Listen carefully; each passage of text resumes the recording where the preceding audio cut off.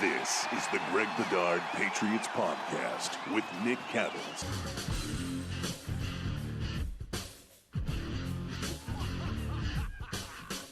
Hey everybody, welcome into another episode of the Greg Bedard Patriots Podcast. A little bit of a strange lead up to this game. I'll just let everybody know right now because A, it's my birthday. I don't need to hear anything about Happy it. birthday. I don't celebrate birthdays. And it's also Festivus. So, me and Evan might have an airing of grievances here or something at some point. But wanted to welcome in Evan Lazar, CLNS Patriots beat writer. He also has a podcast. Is it the Patriots Beat podcast with Alex Barr? Is that what it is? You got it. I got that right. So make sure you check that out. Make sure you check out Evan's work. Evan does good work. You've read him at BSJ on occasion. You'll probably be reading him a lot more on BSJ going forward in the new year, but that's for another day. But Evan, thanks for stopping in. Appreciate you doing this on a little bit short notice, but thanks, man. No problem. Thanks for having me on. Excited to do it.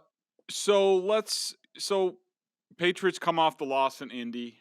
They now have a Bills game, it's huge. I mean, this is the AFC East Championship. It means a lot in terms of home field, possible bye, top seed in the conference. It's a must-win game for both teams, really. If you want to go far, if you have dreams of a Super Bowl, I mean, it's going to be really tough for the loser to do much of anything. Might even be tough for the Bills to make the playoffs if they lose this game. So a tremendous game coming up this weekend. I have not looked closely at I'm trying to look at it now about the weather report for Sunday. High of 40 times of sun and clouds. It is going to be a little bit windy. It says wind at 15 miles an hour, wind gust 30 miles an hour. So that's interesting. Of course, not like the Monday night matchup in Buffalo. It's a lot like, I assume it's going to be a lot like today, which is not good out. If you've been out in New England, it's not a good day. It is a high of 30, so it's more like the wind chill is 20, but I don't know. If I'm Mac Jones, I don't think it's a very good day to throw the football. And it'll be interesting to see how the Patriots play it on Sunday. But Evan, first, I just wanted to start off because you pay closer attention to this than I do as a beat writer. How would you say the mood is around the players in their press conferences this week, leading in this game after the Colts loss, which ended their winning streak? How do they seem? Tight, loose? How would you describe that? Well, I think that there's two ways that this could go, right? Either you use it as fuel, you have that sour taste in your mouth from the Colts loss, or it's a loss that snowballs on you and some of the mistakes that we saw, some of the self-inflicted wounds in particular by the Patriots start to rear their ugly heads over and over and over again. So I think for the team, the focus is on using it as a productive loss instead of using it as something that is going to get out of control on them and lead down a bad path. And I don't know. I don't know if we'll really have a great feel of which way it's going until they get out there on Sunday and we see how they play the Bills. But right now it feels like they are a little bit back into that 2-4 mindset. That was the mantra during the win streak, is that we got to keep the 2-4 mindset, the bitter taste in our mouths from starting 2-4. That's what's going to fuel us. The bye week, the reading your press clippings a little bit after the Monday night win in Buffalo, I think some of those things contributed to the Patriots getting a little bit loose, maybe a little bit too loose. So hopefully this loss does light a fire under them.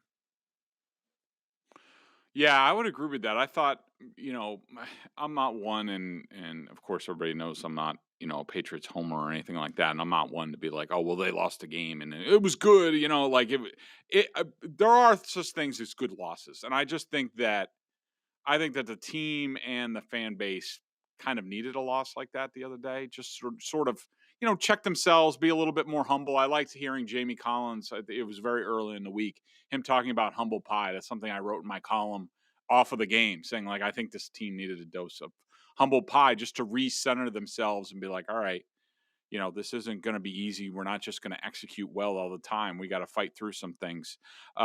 So I think they are in a good mindset, and I think I think they realize what the stakes are on Sunday. Of course, I'm sure Belichick is pounding that in. Um, the Buffalo Bills, since we saw them in that Monday night game, they lost 33-27 to the Bucks in a game that they fell behind 27-0, I think it was, or 24-0, whatever it was. And then they beat the Panthers. Now, a couple things I sort of wanted to say about that, and Evan, I'll see if you agree with me. Everybody knows that I've been critical of Josh Allen the entire time. I'm not relenting on that. Basically, every time I watch him, I see what the issues that I have with him. But I got to admit, the second half against Tampa, and I'm not going to, and he was part of the problem, just like Mac Jones was part of the problem in falling behind the Colts. Like, I'm not going to absolve him of that. But the desperation that he played with against a pretty good defense. I mean, they're not a great defense. They have some issues in the secondary. Tampa does, and obviously they solved some of the pressure issues from the first half and the second half. But him running, him throwing. I gotta say, he really impressed me in that second half to where I was like, maybe this is a turning point for him. Maybe this is where it clicks for him and he understands it. But then he goes out against Carolina. And I didn't think he played very well. Like if Carolina had a real field goal kicker and their quarterback wasn't Cam Newton, it was somebody who's better than Cam Newton. That's a dogfight until the end that game.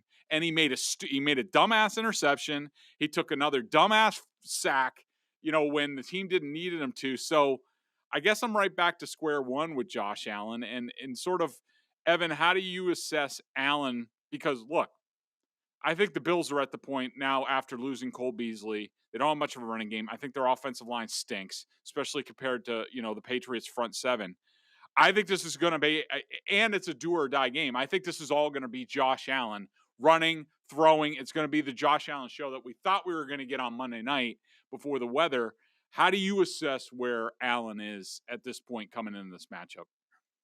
It's tricky because on the one hand, you see plays like the touchdown pass he threw to Gabriel Davis against Carolina, where uh, that play kind of is a microcosm to me of everything that Josh Allen is about because uh, they were the, he held the ball right, like it wasn't a timing route, it wasn't a throw that really was a great read, so to speak. But despite that, he's able to extend the play a little bit and then make a throw that only a couple of quarterbacks in the league can make in the middle of the field to Gabriel Davis, throwing him open against some pretty tight coverage and making a just great throw on that touchdown. But what I see from him continuously, and I'm sure I've read your stuff and listened to you as well about Josh Allen, it's probably like we're on the same page here, is hesitancy.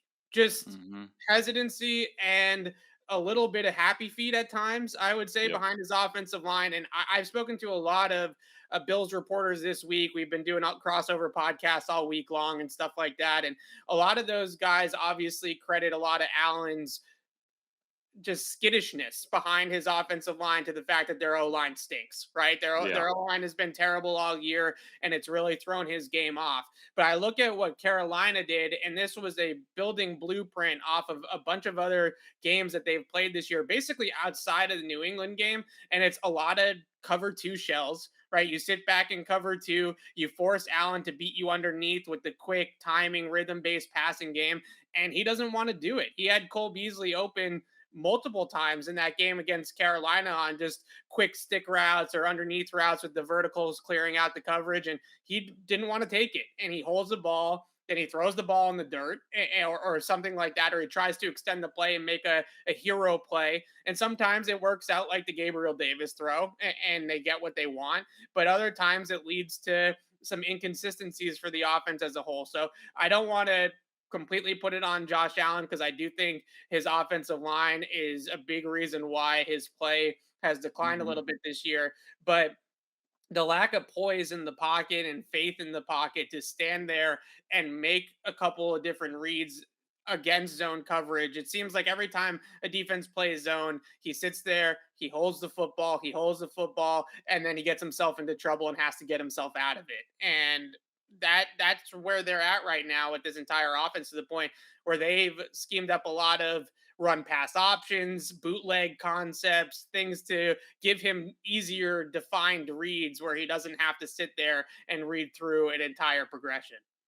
Yeah, that's part of the reason why, me personally, and a lot of NFL teams are limited in their ability to do this.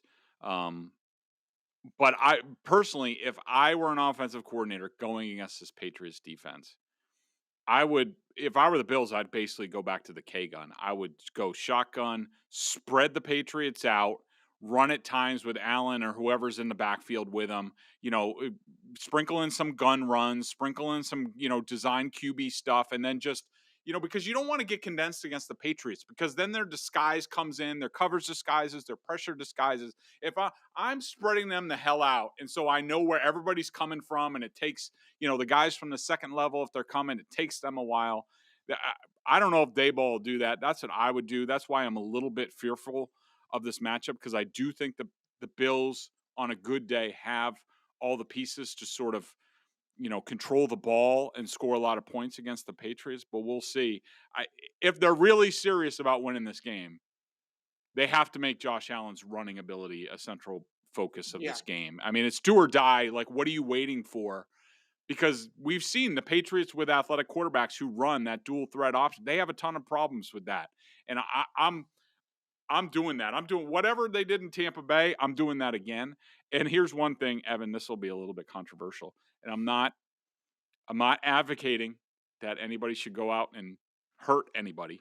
But if I were a Patriots player, say a Dante Hightower or a Jamie Collins or somebody very big and strong in the middle of the Patriots line, I'm taking a couple shots at Josh Allen. Like Yeah.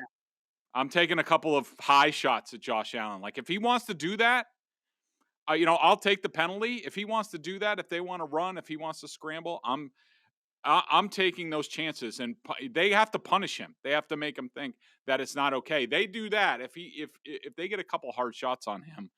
I think that sort of changes the game.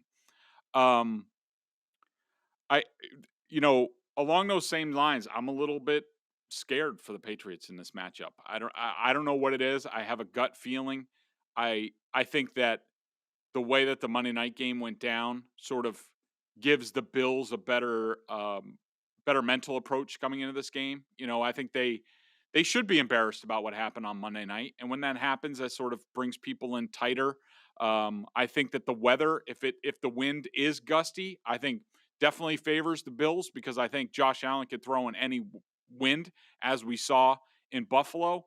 I don't think Mac Jones can do that. I think he will be limited against the wind and a crosswind, things like that. So I'm a little bit scared for this game. I'm going to play a little fill in the blank with you here, Evan. Patriots have the biggest advantage over the Bills where in this game? Clearly in the trenches, right? On both sides, I would say, because not only did the Bills' offensive line not been good, especially in run blocking all year long, Deion Dawkins still on the COVID list. When they flipped Spencer Brown to left tackle last week against Oof. Carolina, he was a disaster. Multiple penalties. Brian Burns had his way with him.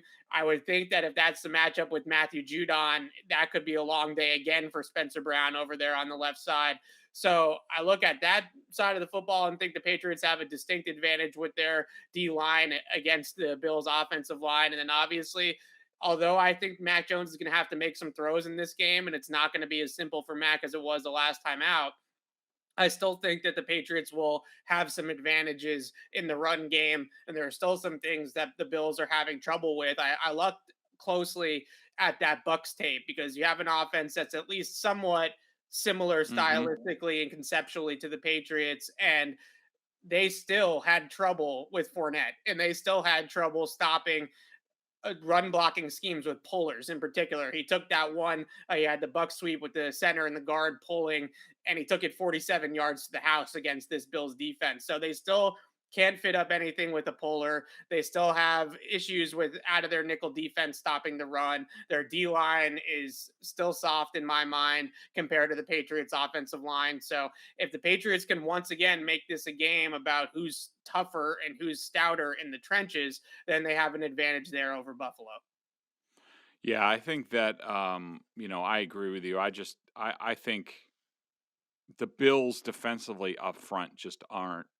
This is what I don't get. Like, you're in the same division as the Patriots. You know that their offensive line is pretty good. You know that they're rebuilding at the quarterback position. They're going to have to rely on the run, and I don't understand why they've gone so sort of soft and finesse on the edges. And I do not like their linebackers. I never have. I know a lot of Edmonds gets talked up a lot, but I just don't see it. The Patriots seem to target him every single game, misdirection, things like that, and he's never in the right spot.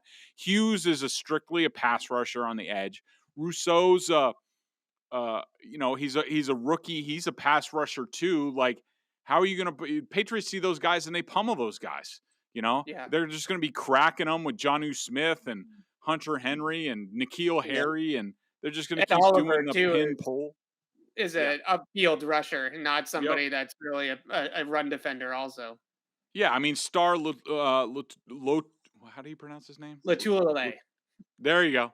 He's really good when he's healthy, but He's he's the really best, only yeah. one guy. But Matt Milano is, he's a run and hit linebacker. He doesn't really take on blockers. They get to the second level on him.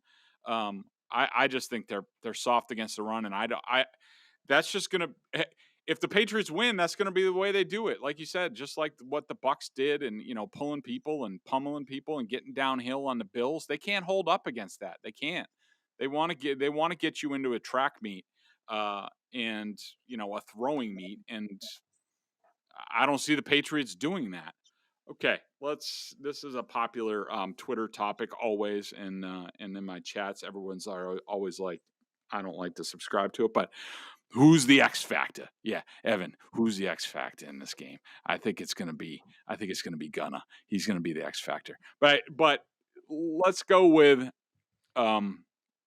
Patriots offense against the Bills defense. In that matchup, who do you see as sort of an X factor for each team?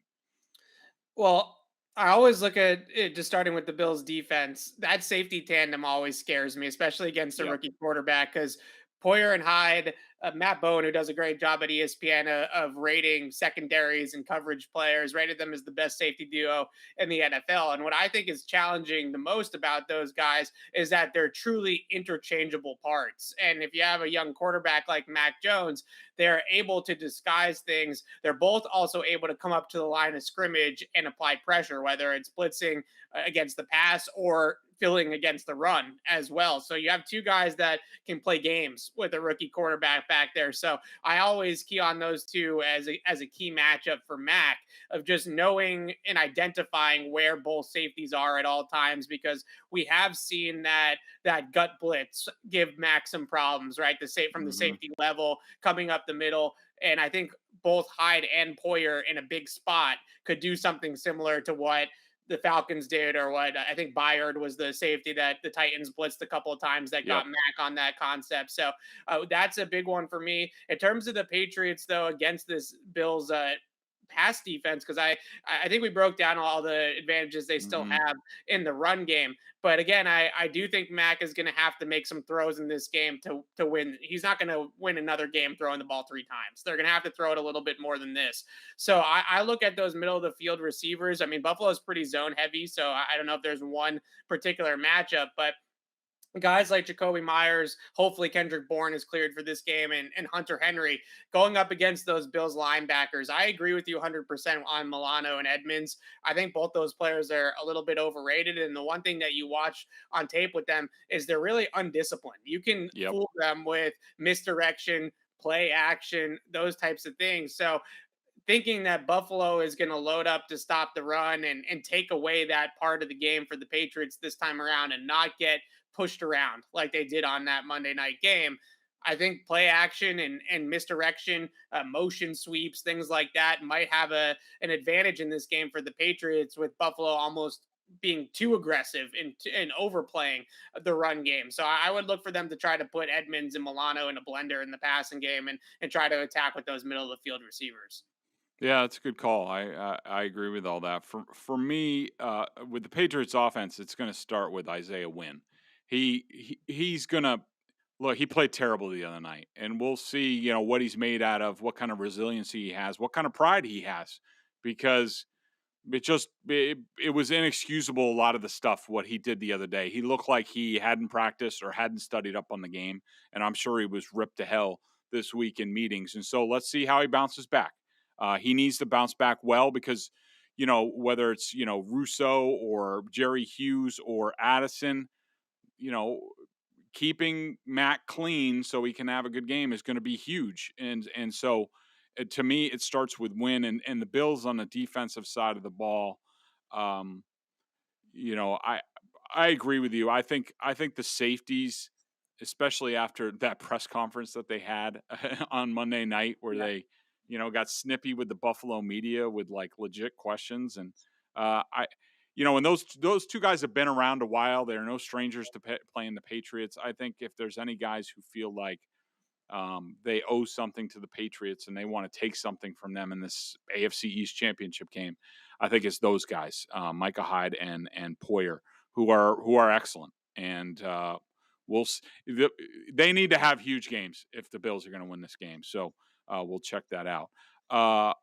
Flipping it to the other side, Bills offense against the Patriots defense. Who do you have as sort of X factors or key matchup in this game? Well, I look at a player that didn't play in the last game for the Patriots and Kyle Duggar. I think that he's going to be a massive X factor in this time around. Adrian Phillips did a good job on Dawson Knox in that matchup, but you talked about the option plays that the Bills have been running and Josh Allen running the football more in recent weeks.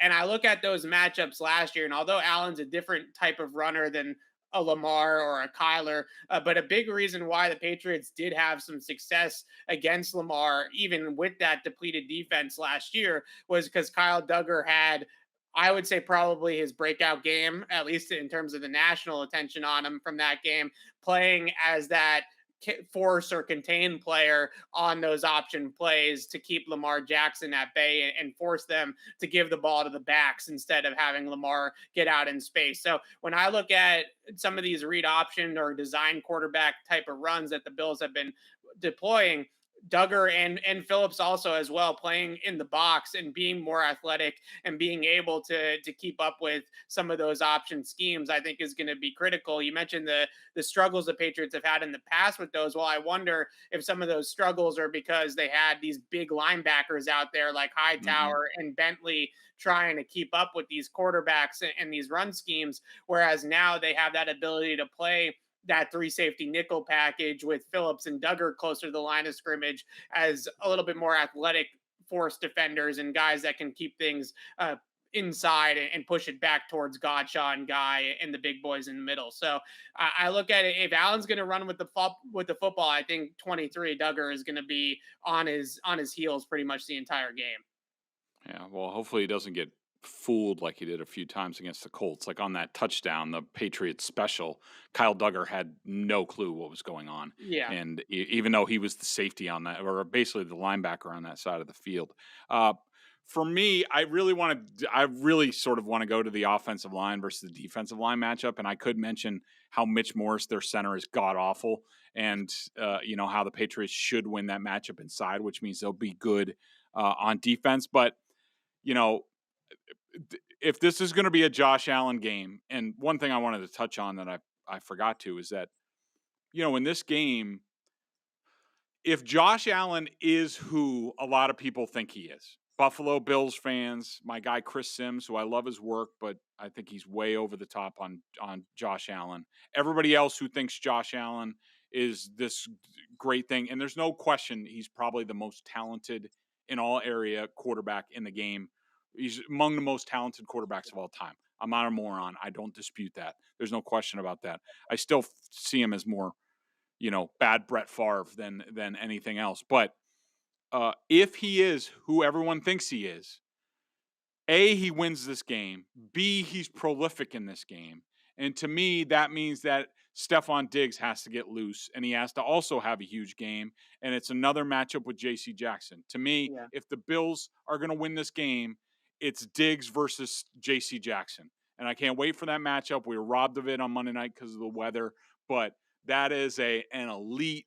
Get your popcorn, watch the matchup between two guys. I hope Bill gives it to us and doesn't, do the, we're going to put Jalen Mills on him with a safety over the top, that type of thing. Like, let I us was have it. thinking about Let those that guys go actually, at it. because Gabriel Davis gave Jalen Mills some problems, right? Yeah, he He did. caught the touchdown on the slant, and Gabriel Davis is a good player. I think that he's a good receiver. He's not Stephon Diggs level, obviously, but I do wonder if at times this is the old double the number one with your number one on the number two, like they've done in the past. They haven't done that Yeah. as much recently, right? Especially with Gilmore. I feel like Gilmore got the number one guy. They trusted him to take the number one guy by himself, but we'll see how much faith. Maybe it's more about Jalen Mills than it is about J.C. Jackson. But I'm interested to see if there is some times when they put Jackson over on Gabriel Davis and roll the coverage over to Jalen Mills with Stephon Diggs. Yeah, and I do think they have started to play a little bit more man in the past couple weeks, and maybe that was the Bills kept threading that seam. Gabriel Davis caught the touchdown. He should have had another touchdown. I thought Mills got a bit away with holding / pass interference, and I'm surprised they didn't go back to that on the final play. So yeah, we could see more of that. That's a good call. I mean, because I think the Patriots, they know everybody was like, oh, they play a lot of zone, and then of course they zag to that and play a little bit more man and mix in more man. If they do go more man in this game, yeah, I think that's a good call. That you put Jackson on Davis and then sort of bracket Stephon Diggs and then make Josh Allen throw underneath, make a living with Dawson Knox and whoever else he has. Right.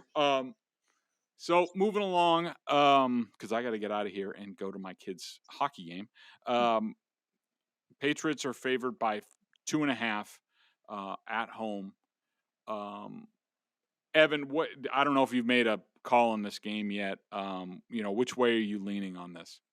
I also feel a little bit skeptical of the Patriots in this game the same way you do, but I look at that last matchup, I look at what Josh Allen has put on tape the last couple of weeks, and I just don't see him having the patience and the ability or just the trust in himself or whatever it is to take a profit, right? To just take the underneath stuff and dink and dunk his way down the field. He wants to hold the ball. He wants to extend plays. He wants to push the ball down the field.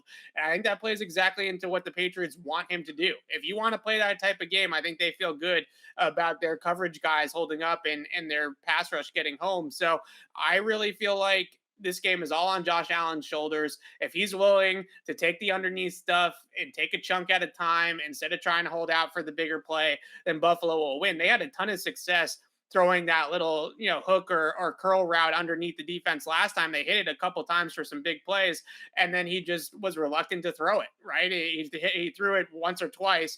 They hit some big ones, and then he never threw it again the rest of the game. So does he have that faith or that ability, that wherewithal to do that? I'm still skeptical because I still haven't seen him do it. So that's really where this game comes down to it for me. And if the Patriots can bait him into holding the football, then I think they'll win again. Yeah. I'm still going back and forth on this game a little bit, and I haven't settled on a score. But I think I am going to take the Patriots in this game, and I'm going to take them to cover. I just think that at the end of the day, when push comes to shove, as long as the Patriots don't fall behind early and make stupid mistakes like they did in Indianapolis, then they have a bunch of different ways to go in this game, especially offensively. And I just don't think the Bills, at the end of the day, they can't stop the Patriots running game. They can't. Yeah. I mean, they couldn't do it on Monday night when you knew they were running every down, and I don't think there's really any adjustments that they can do right now to really affect that. Are they going to run through the gaps a little bit more if the Patriots are pulling guards and things like that we saw in the second half of that game? Yeah, but the Patriots aren't morons. Josh McDaniels is going to adjust. He's going to anticipate that adjustment, and he's going to have, more stuff, and I think it'll get the Bills out of sorts. But, yeah, I mean, I think – I think this could be a real upset scenario with the Patriots, almost similar to 2019 where they sort of slumped down the stretch. But I think that loss, I'm sure Belichick was after their ass all week, and they will be ready. They will be on point. They will execute better this week. They're at home. Noise will not be an issue. So I like the Patriots to cover, probably about by 7 or 10. We'll finish up here with the BSJ member question of the day. make sure you check us out over at BSJ. And look, if you're listening, last-minute Christmas gifts, or you can just stock up on them, go over there. Easy way to to purchase a gift for somebody. You don't need to wait for anything. You don't need to send anything. You go in there. It takes about 5 seconds. You just you'll get an email, forward it to them, say Merry Christmas, Happy Birthday, whatever. So check it out over there. So this is sort of a question, sort of a statement from Pats fan 1959. Not understanding how Jonnu went from being a focal point of the Titans' offenses the last few years, playing around 75% of snaps each of the past 3 years, to coming here and suddenly not knowing how to do anything right. Pretty sad. So what I would say about that is, number one, he was not a focal point of the Titans' offense. He was sort of an afterthought in the passing game and was more of a blocker. And yeah, he did play a lot because they run the ball all the time, and he was their best blocking tight end. As far as to what he's done here, his blocking has definitely been subpar. I think he's been battling an injury. I think somebody told me something with an elbow that'll probably need to be fixed in the offseason. That's affected him. But, look, sometimes it takes guys a little bit longer to get the hang of this passing game. It's not easy, especially for the tight ends in this system. His route running is not very good. I make the jokes, Evan, that sometimes when the ball's thrown to him, it looks like somebody's throwing a baby to him. He stops his feet and stops, and it's like, even when sometimes he's running on his route and he's just looking at the quarterback for 15 yards while he's going downfield. When it's like, dude, get to your spot and then turn your head around. But look, I think he's doing fine. For me, the biggest thing with him is I see a player who lacks confidence in this offense, and that comes from not having the knowledge that other guys do that you will get for multiple years being in the system, and he ain't going anywhere with that contract. So, look, it hasn't been gangbusters this year. I'm not surprised that hasn't happened.